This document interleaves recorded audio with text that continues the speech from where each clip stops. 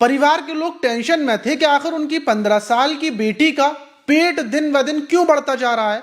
और वो अपनी बेटी को कभी इनू पिला रहे थे, तो कभी उसको नींबू खिला रहे थे, तो कभी उसको हाजमोला खिला रहे थे। उनको लग रहा था कि शायद उनकी बेटी के पेट में कोई दिक्कत है, जिसकी वजह से गैस बनने की वजह से उनकी बेटी का पेट फूल रहा है। लेकिन वो इस बात से बिल्कुल अनजान थे कि उनकी जो बेटी है वो 6 महीने की गर्भवती है और गर्भवती होने की वजह से उसका पेट फूला हुआ है। लेकिन वो अनजान, और कुछ ही दिनों के बाद फिर जो बेटी थी उसकी डेड बॉडी मिलती है। और डेड बॉडी मिलने के साथ जब पोस्टमार्टम होता है तब पता चलता है कि उनकी इतनी मासूम सी छोटी सी बेटी गर्भवती थी, वो भी 6 महीने की। अब सवाल ये कि आखिर वो लड़की 6 महीने की गर्भवती कैसे हुई? अगर उसके साथ किसी ने कुछ गलत किया था तो वो इस चीज को कैसे छिपाए रही? उसने अपने परिवार को क्यों नहीं बताया? और आखिर में उस लड़की की मौत कैसे हुई? ये भी ढेर सारे सवाल थे।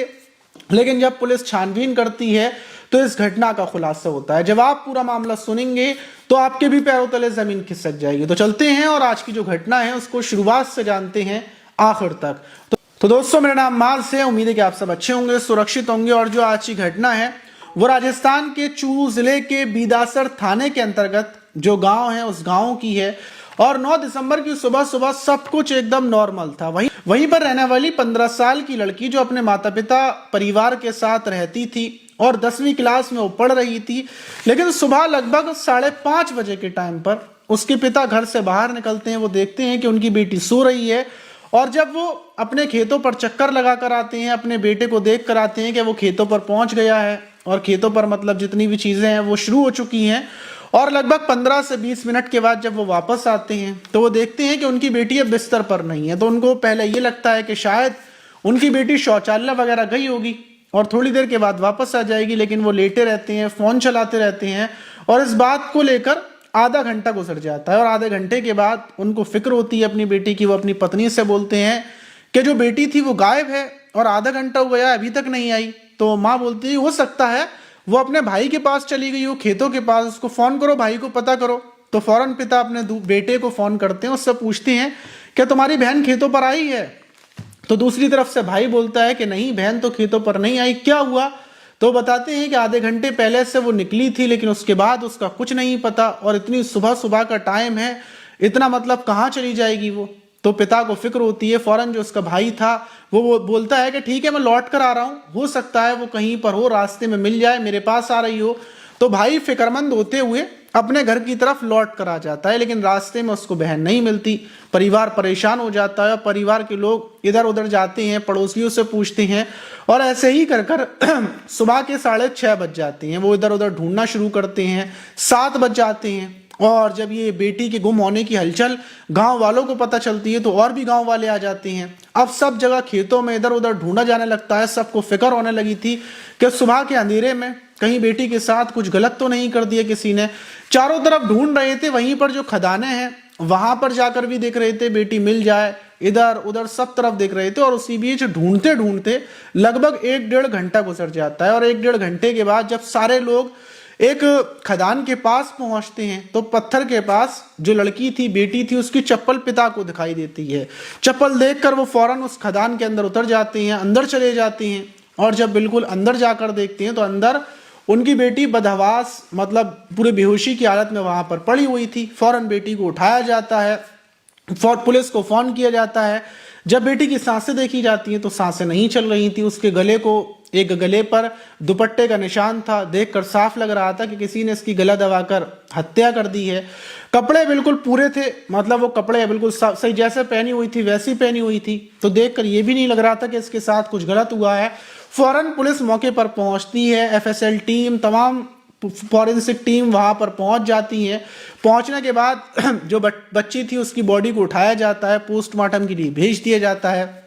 अब पुलिस सबूत इकट्ठे कर रही थी कि आखिर यहाँ पर लड़की को कोई लेकर आया और लड़की के साथ उसने गलत काम भी नहीं किया और हत्या कर दिया। आखिर क्या वजह हो सकती है? हो सकता है कि पिता से या परिवार से कोई रंजिश हो। परिवार से पुलिस पूछताछ करती है कि आपकी किसी से दुश्मनी हो, किसी से कोई लड़ाई हुई हो। परिवार बोलता है कि हमारी तो सालों से कभी किसी से कोई लड़ाई नहीं हुई।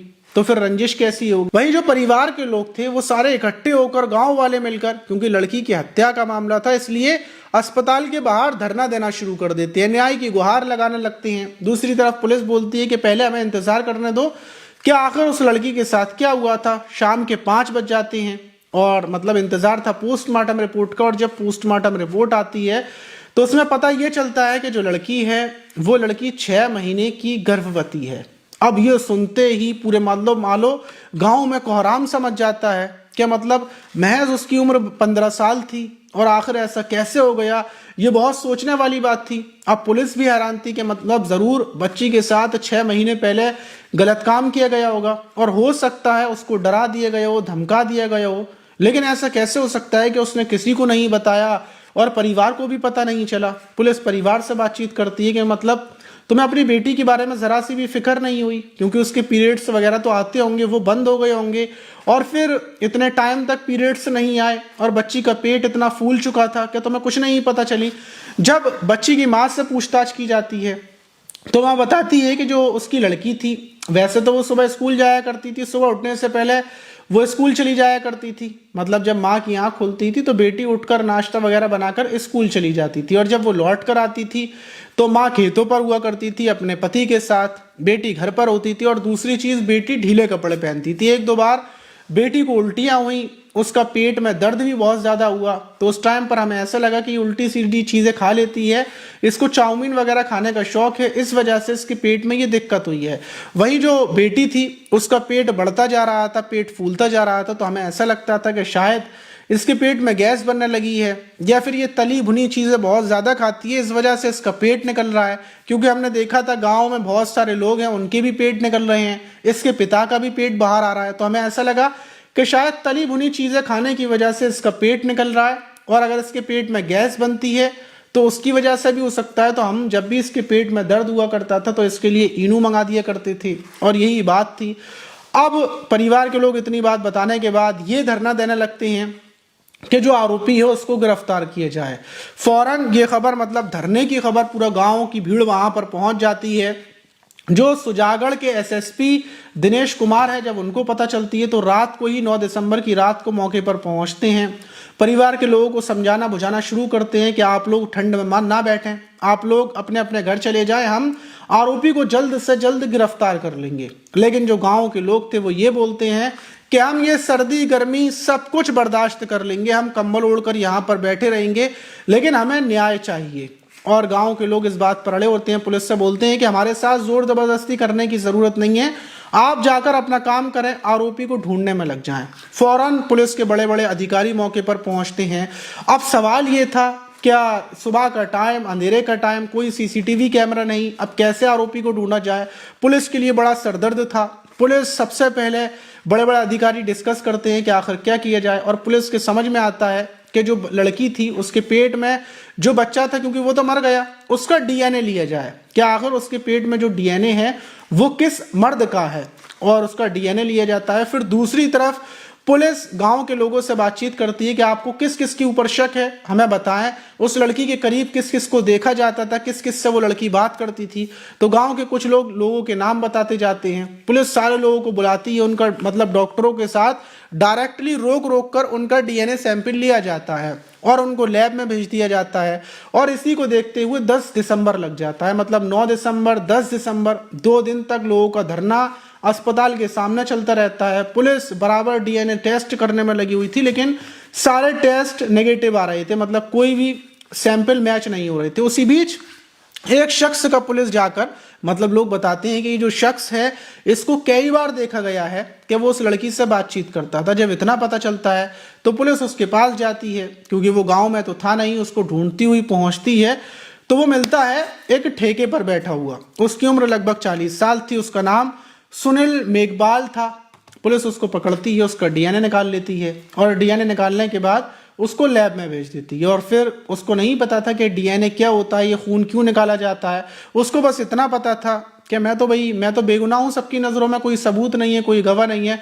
और जैसे ही डीएनए जाता है और मैच हो जाता है सुनील से, पुलिस की टीम आती है और सुनील को गिरफ्तार कर लेती है। गिरफ्तार करने के बाद अब सख्ती से उससे पूछताछ की जाती है कि तुम्हारा डीएनए उसके जो बच्चा था उससे मैच हुआ है, तुम्हारा ही बच्चा उसके पेट में था, तुमने उसके साथ इस घटना को कब अंजाम दिया था, क्या हुआ था, पूरी घटना को जल्द से जल्द कबूल कर लो। जब सख्ती से उससे पूछताछ की जाती है तो बताता है कि उसने अपनी बातों में उस लड़की को फंसा लिया था। जब भी वो स्कूल से जाती थी आती थी तो वो उसको कभी चॉकलेट दे देता, उसकी तारीफ कर देता, क्योंकि उसकी उम्र बेहद ज़्यादा कम थी, वो नादान थी, उसको नहीं पता था कि अच्छा क्या है बुरा क्या है। और ये जो सुनील मेघवाल है इसकी उम्र 40 साल है, तो ये तजुर्बेकार था कि मतलब इसको कैसे झांसे में फंसाना है।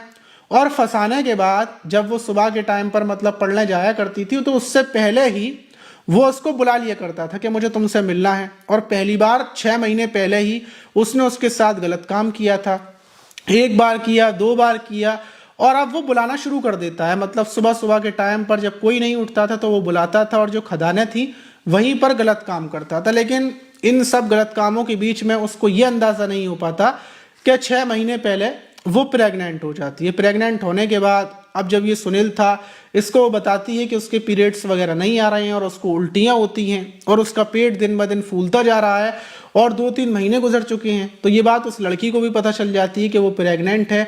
दूसरी तरफ ये जो सुनील था ये बोलता है कि तुम परेशान मत हो, मैं इसका कुछ ना कुछ हल ढूंढूंगा। और ऐसे ही कर कर महीने महीने गुजरते जाती हैं। 2-3 महीने तो मतलब इसको ये लगता है कि नहीं ये प्रेग्नेंट हो ही नहीं सकती, मैंने तो कभी कुछ ऐसा किया ही नहीं, मैं तो सब कुछ बाहर करता था, ऐसा हो ही नहीं सकता ये प्रेग्नेंट होगी, उसको यही यकीन था। लेकिन वो सच में प्रेग्नेंट थी।